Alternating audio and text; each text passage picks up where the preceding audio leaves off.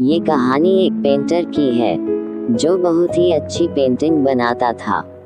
एक बार उस पेंटर ने ऐसी पेंटिंग बनाई जिसके बाद उसे लगने लगा था कि यह पेंटिंग उसकी जिंदगी की सबसे अच्छी पेंटिंग बनी है, जिसमें कोई भी गलती नहीं थी। वह बहुत ही खुश हुआ और सभी लोगों को अपनी वह पेंटिंग बताने लगा। उसने अपने एक दोस्त को बताया और उस दोस्त को ये कहा कि यह मेरी जिंदगी की सबसे अच्छी पेंटिंग है जिसमें कोई भी गलती नहीं है। उसके दोस्त ने उससे कहा कि अगर तुम्हें सच में ये देखना है कि पेंटिंग में कोई भी गलती नहीं है तो तुम इस पेंटिंग को एक चौराहे पर लगा दो जहाँ पर वह लोग आते जाते रहते हैं, और वहाँ एक वोट लगा दो और उसे पर लिख दो अगर आपको पेंटिंग में कोई भी गलती दिख रही है तो वहाँ पर एक काला निशान लगा दीजिए।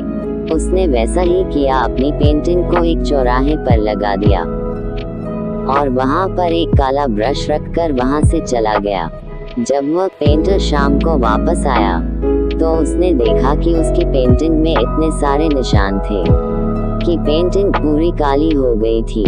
वह रोते हुए अपने इस दोस्त के पास गया और सारी बात बताई। उसने कहा कि मुझे तो लगता था कि पेंटिंग में कोई भी गलती नहीं है, लेकिन लोगों ने तो इसमें बहुत सारी गलतियां निकाल दी। ये सब सुनने के बाद उसके दोस्त ने उससे कहा कि तुम एक और सेम टू सेम ऐसी पेंटिंग बनाओ और उस पेंटिंग को चौराहे पर रख देना, लेकिन अब वहाँ पर लिखना कि इस पेंटिंग में आपको जहाँ पर भी गलती दिख रही है वहाँ सुधार कर दीजिए। उस पेंटर ने ऐसा ही किया, एक सेम टू सेम एक पेंटिंग बनाई और उसे उसी चौराहे पर रख दिया और वहाँ पर कुछ ब्रश भी रख दिए और वहाँ से चला गया।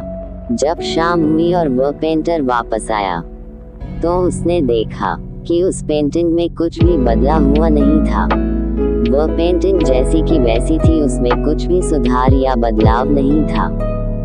पेंटर ये देखकर हैरान हो गया और अपने दोस्त को सारी बात बताई।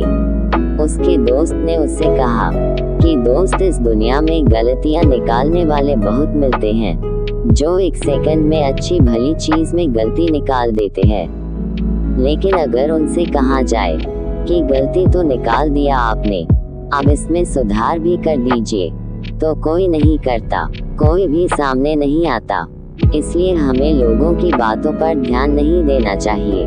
दोस्तों, अगर यह कहानी आपको अच्छी लगी हो तो चैनल को सब्सक्राइब और वीडियो को लाइक करके कमेंट में बताइएगा कि आपको कहानी कैसी लगी।